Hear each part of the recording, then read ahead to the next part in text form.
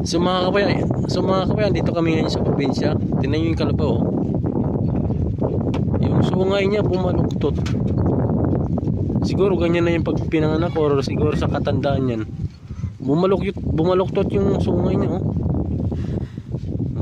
Tapos yung isa, may anak siya, oh. Bumaluktot din yung ano niya, sungay niya, oh. Iba, no? Iba yung sungay niya. Iba yung sungay niya, saka yung ano yung iba naman yung anak niya, walang sungay. Yung mga sungay nila kakaiba. Bumaluktot siya. Tingnan niyo.